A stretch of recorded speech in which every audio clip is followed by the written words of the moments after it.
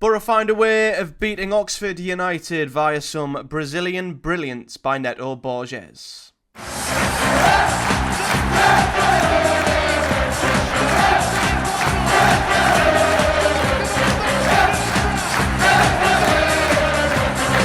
What is up, guys? Welcome back to another episode of Project Boro, where we of course review and preview every Boro game here on the channel, and today we are discussing a Boro win over Oxford United at the Riverside, but not a win that was straightforward and not a win that came lightly either. Boro had to come from behind here for only the second time this season. Boro have came from behind to win a game in the Championship. The other game to which we did that was away at Oxford United. But today, Boro had to not only come from behind in the second half, but it was following a really poor first half, where to once again, akin to the Luton game before the international break, Boro were rather fortunate to still be in the game at this point. But thankfully, a much better second half performance ensured that we turned the game around with 2 goals for 2 players who, well, needed the goals, deserved the goals for one. It was big moments for both players and a big moment for the Boro when it looked like potentially the final nail was being placed in Boro's playoff hopes. It switched around and things now look a lot more brighter than what they did at some stage, especially at half-time in this game. But it's a big win for Boro. It's the least we needed. Anything less would have been extremely disappointing, and I'm not going to pretend that it was by far a vintage performance by any means. But like QPR at home, like Derby at home, Boro in some of our last home games have done what we've struggled to do in the past, and that is find a way to win at home. But we have started to do that, and we did it once again here today. So looking at the Boro team, it was unchanged from the team I think that played at Luton prior to the international break. I don't quite know why FootMob has put Ellen Jr. up front and Tommy Conway at left back, because he was not playing as a full back, I can reassure you of that. But it was the same team. A lot of the changes and additions came via the bench, with a couple of players returning to the Boro squad, which was really good to see. But it was an unchanged team. A little bit surprised in some areas. Iheanacho keeping his place was one. Didn't know if Morgan Whittaker might come in for Delano Bergsorg. But it was the team that Carrick stuck with. And to start with, it was a team that wasn't putting a very good performance together at all. Because, as I say, the first half was very similar to what we saw at Luton. Boro didn't really offer much going forward. It was a bit different here because it wasn't like with Luton, Boro just couldn't keep the ball and was struggling to keep possession. It was a little bit different offensively in terms of Boro did have more of the ball, but simply couldn't break down Oxford, who were defending very deep and were very compact. And we're doing what we've seen many teams do at the Riverside, and it's the perfect template to try and get something from Boro. Sit deep, sit back in a low block, and try and see if Boro can break you down. And then when you get the ball back, hit Boro hard. And that's what Oxford did very well in the early stages. They defended very well, but they were very quick and very direct to try and turn Boro around. Quite often, they'd play the ball over the top, in behind. Thankfully, Boro's recovery runs were really good. Johnny Howson doing really well to get back into position to prevent some of their breaks. You know, Mark Harris getting played through at times. Dyke still having to come back and cover. So we were very open in the first half, and Oxford were doing a very good job of defending well, breaking on Boro and causing us real problems. So we weren't really doing much offensively. We were struggling to break down Oxford, a bit like against Luton. We were struggling to create much there. And worryingly, like against Luton, we were giving up huge opportunities. And like against Luton again, we were very fortunate that the opposition simply didn't have their finishing boots on. Oxford missed a ton of really big chances in the first half. They did take one eventually, and it's the least they deserved, don't get me wrong, but they should have really been more than 1 up at half-time. They should have been 2, maybe even 3-0 up. I don't think we could have had any complaints at all. They were creating, carving us open at will. They were being very direct, as we know Boro struggle when in a direct physical battle. Some of the long throws they were throwing in, we were really struggling to cope with. They had one that bobbled around. I don't think it was shown in the highlights, but they basically had a free volley. I can't recall which one of their players it was in the box, but they had a free volley from around 6 yards out. If their player maintains any sort of contact with the ball, it's pretty much a free shot at Mark Travers. They miskicked that, miss an opportunity there. Travers made a ginormous save a little bit later on. I think Placheta had a shot point blank, great save from Mark Travers once again to prevent us from going behind. One shot that wasn't in the highlights was a tap-in that Matt Phillips had. I think it might have been from a corner or a throw-in, but he had an absolute sitter of a tap-in at the far post that he just got all wrong, skewed wide. So up until before they scored, Oxford should have been out of sight. And like with Luton previous, they just didn't put Boro to bed. They didn't punish us. We were very, very fortunate to still be in the game at all, but Oxford did get themselves on the score sheet through Michael Hellick, and it was the least they deserved, as I say. And once again, it came from a throw-in, I believe it was, or a corner. They were causing us problems from both, but they won the first contact, as they often do. Headed back or played back by Mark Harris. Hellick was in loads of space in Boro's box, and he fired low into the bottom corner, and there were no real surprises. It was the least Oxford deserved. They were by far the more dangerous of the two sides.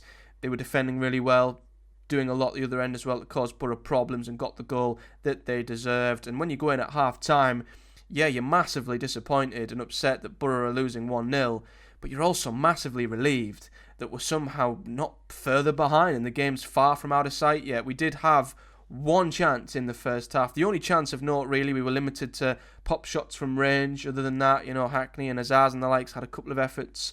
Morris from range that didn't really test the goalkeeper. The only chance we did have was via Kelechi Iheanacho, who was played in, I believe, by Finn Azaz. The ball ricocheted through the Oxford defence. He takes a touch, leans back a little bit as he's stretching for it, should score, hits the crossbar. That was Boro's only chance of the first half. But it was a really, really poor first half from Boro, and it was up there with some of the worst first halves we've seen, but we counted our lucky stars that we were still in the game remotely, and Oxford didn't put us away, and quite simply put, the game couldn't have been much worse. It could only have gotten better from a Boro point of view in the second half, and thank God it did, because Boro came out like a different side in the second half. It was the exact reaction that we needed, and we were so much better. We limited Oxford's attacking threats. They barely created a thing in the second half. They still caused us problems from throw-ins and corners, which they did all game very, very well, but they didn't really test Mark Travers at all in the second half. Boro seemed to defend their box a little bit better than what we did in the first half, but the very, very important thing was that we were so much better going forwards. Miles better. We were so much more creative, a lot better in possession, and I think in the end, down to how much better our second half performance was, probably deserved the victory in the end. I mean, don't get me wrong, it was still nowhere near Boro at their blistering best, but still, it was Boro miles better than what we have been. Probably our best half of football we've played for quite a while, I've got to be honest. And thankfully, it didn't take us long to get back into the game, and it came via an unlikely source, because a man who has struggled massively since coming to Boro, and to be honest, didn't have a great first half either. It looked like just another afternoon in the career of Kelechi Iheanacho at Boro. We've spoke at length to what we think of the signing, replacing Latilath with Iheanacho. We've been over it a gazillion times, but regardless of if he's been good, if he's been bad, and we all know he's not been great, I was very, very happy to see him get his first Boro goal. And it was a great goal as well. It all came from that left-hand side, and undoubtedly the star of the show, the man of the match, Samuel Illing Jr. He was brilliant down the left-hand side, especially in that second half. He put so many unbelievable crosses in from that left-hand side. Not only was he putting great balls in, but he kept getting himself into such great position. So often he was making great runs down the left, off of their full-back. There were many times where the Boro player in possession didn't play him in and opted to maybe play for a shot or have a strike on goal. But when he was played in, quality of ball in at the box, Milling Jr. was absolutely brilliant. This was the first time I sort of had to look twice and think to myself, okay, is this the hype that came with the Samuel Illing Jr. signing? Because we've not really seen it at all. There's been fits and starts here and there, but there's also been a lot of really poor performances from him as well. But maybe this is the player we thought we were getting from Aston Villa, the player who's been in the Champions League this season. This was a great second half from him, and the ball into Iheanacho was outstanding. He's pretty much on the white line. He's as far wide as he could possibly be. He swings the ball in low, the perfect amount of pace, the perfect amount of direction, just between defence and goalkeeper. And to be fair to Iheanacho, he gambled, he anticipated, and he tapped it in at the back of the net. Not the greatest goal he'll ever score, but a goal nonetheless, and it got Boro right back into the game pretty quickly. I think the longer the second half could have gone on with Boro being behind, the more anxious and annoyed the crowd may have gotten, and how much more restless the crowd might have gotten. So to just put a lid on it quickly on the 48th minute was really, really important. And after that, I think it was a case of just could Boro find a winner? Could Boro find a way through? Because it was pretty much attack versus defence for the majority of the second half. And again, Illing Jr. continued to be an immense threat down the left. He put in some more outstanding balls into the box, causing Oxford's defence so many problems. We nearly got a second goal from the opposite side. This time it was Morgan Whittaker who come on and made a pretty good impact, I've got to say. He floated a ball across from the right-hand side to Tommy Conway, whose header at the back post was really well saved by the Oxford goalkeeper. And just when you maybe think that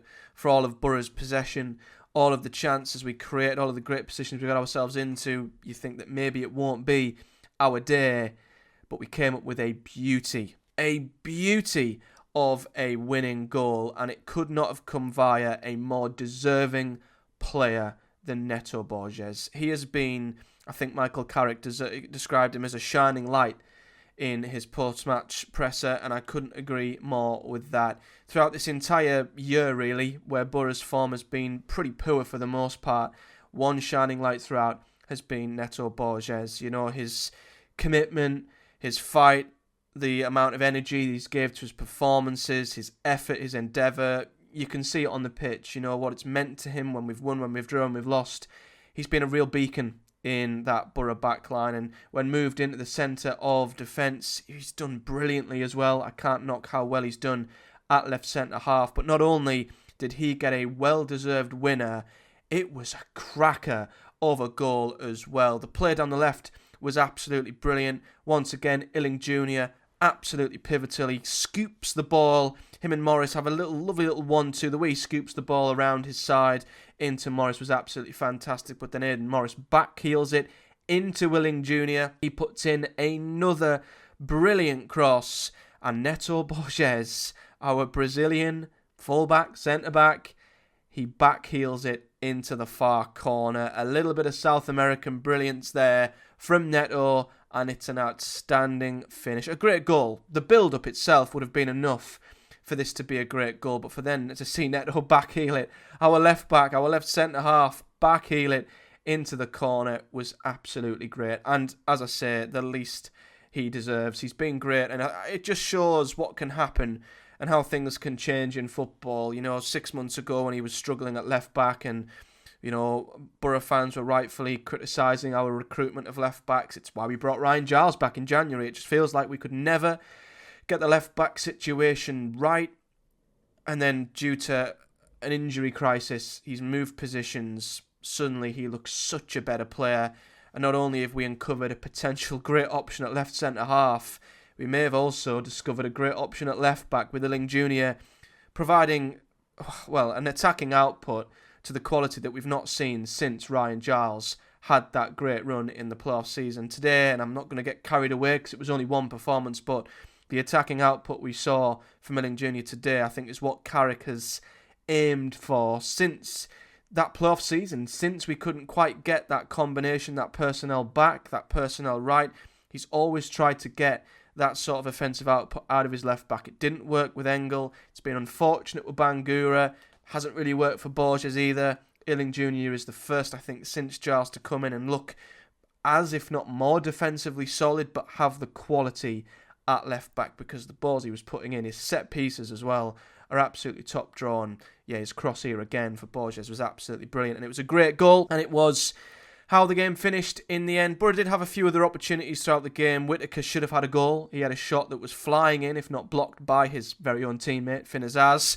We had a couple of other really good opportunities. Azaz had a shot whispered just wide after playing a clever free kick with Whittaker. So Boro should have had more, really, but it was great to see us actually turn defeat into victory for once. We've seen it go the other way so often this season.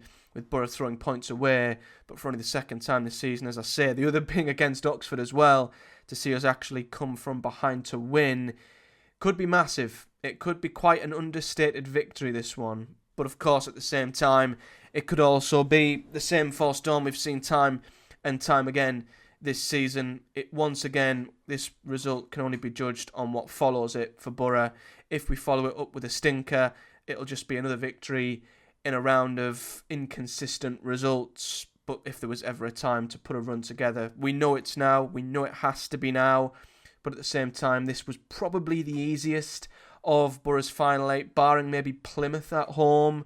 So again, we can't get carried away with this at all. The performance still left a lot on the table, especially in the first half. And I guess the only way I can put it is, if Boro had played better sides than Luton and Oxford in the last two, we would have lost both games. If we'd have played a team who could remotely finish, we'd have lost both games. So there still has to be massive, massive improvements in them areas.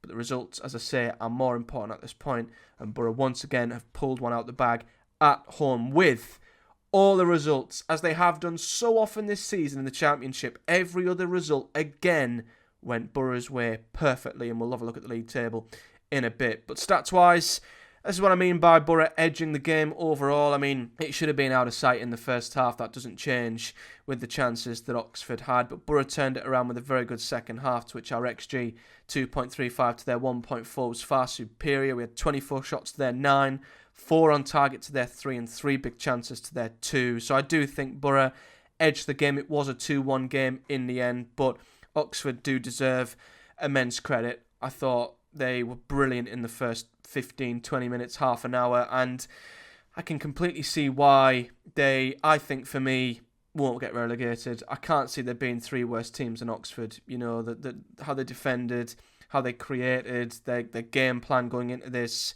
I saw more than enough, and I saw why in plenty of other games of late Oxford have picked up points home and away, and should hopefully pick up enough on the road this season and at the Kazam to stay up. I saw enough today to be quite positive about Oxford, to be honest, but it's a game Boro should be winning, and thankfully did. And looking at the lineup, there were plenty of positive performances across the board. Mark Travers, albeit didn't have much to do, as he often keeps doing, pulled out a huge save early in the first half to stop Boro going 1-0 down a hell of a lot earlier. The back four, I thought, albeit again, you've got to look at the amount of chances we gave up in the first half, I still think have done no worse than Boro's strongest back four, to be honest with you. I think we, as I say, have stumbled across something pretty good, especially with Illing Jr. at left back. Neto Borges at left centre half, as I say, has been absolutely tremendous. Johnny Howson has come in at centre half. Done brilliantly. He really has. He's showing his experience, you know, playing in a position he doesn't usually play, having not trained all that much either. I think it just shows the character of the guy to come into a position where he doesn't play, but I guess he's so versatile he can play pretty much anywhere. Howson's done such a good job at right centre half, and Dijksteel did okay, I would say. There were times first half where he struggled up against Dembele and lost possession quite a bit, but at the same time, I think overall put in a decent enough performance. But yeah, it begs the question, you know, what do Boro do now with our back four? You know, Rav van den Berg came back into the game today. He come off the bench, but I don't change that back four. I really, really don't. Maybe if Ayling was fit, he could compete with Dijksteel. I did see Ayling pre-match, and he was on crutches with a boot on his left foot, so I can't see him coming back anytime soon. But the other 3 positions, honestly, I don't think you put Borges back at left back. I really don't. I think Illing Jr. offers us something offensively, so you keep him there. His 2 assists there proved it. I think Neto just looks a lot more solid and settled at left centre half. Maybe if Howson can't play week in, week out, to manage his fitness a little bit more, yeah, you could rotate there with Howson and Rav van den Berg, but I wouldn't move Borges and I wouldn't move Illing Jr. at all at this point. Hackney Morris had solid games. Nothing really to say about either of them, but they both did pretty well.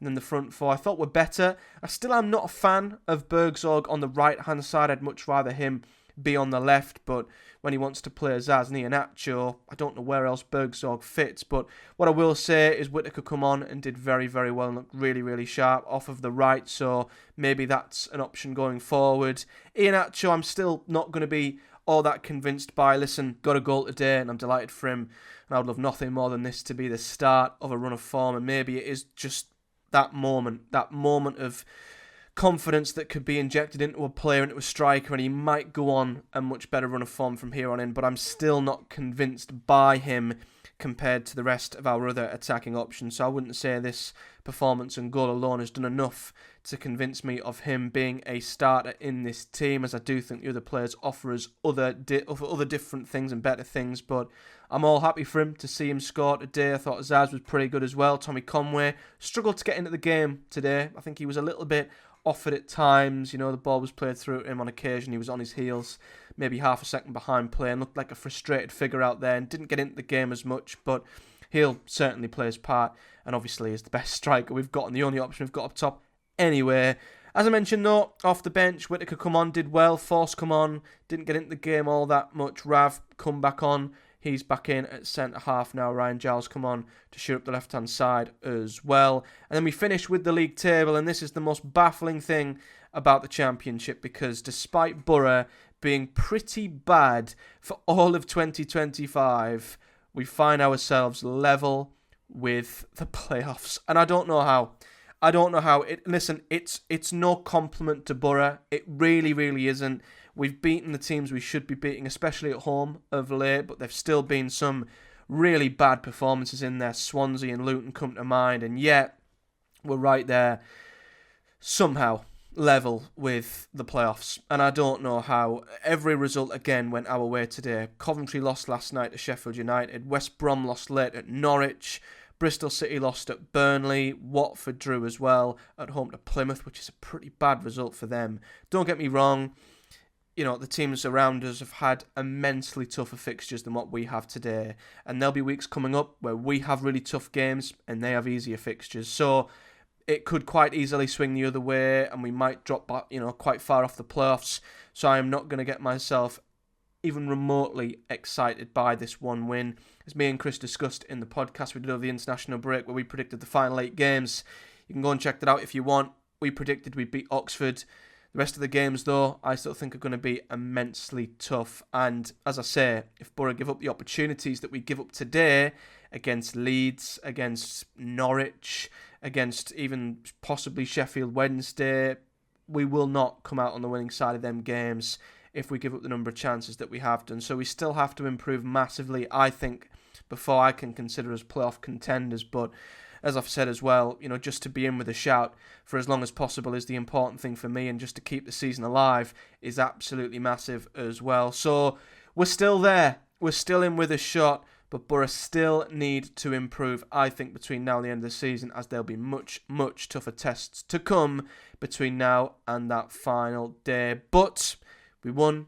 We took advantage of results going the other way, and we found a way to win. And there's been plenty of occasions this season where we wanted to say that, we should have said that, but we've actually said the opposite, and Boro have thrown away great opportunities to make up ground when the teams around us have dropped points. So we'll see what happens from here on in. Boro head to Blackburn on Friday, a place where we never ever get anything, but they're a Blackburn side who are on an absolutely abhorrent run of form. They've lost 4 in a row, and then 4 defeats came to Derby, Stoke, Cardiff and Pompey. All teams fighting for their lives down the bottom are the 4 teams who've beaten Blackburn in recent weeks. So, if there was ever, and I hate to drop cliches, if there was ever a time to go to Blackburn, it's probably Friday.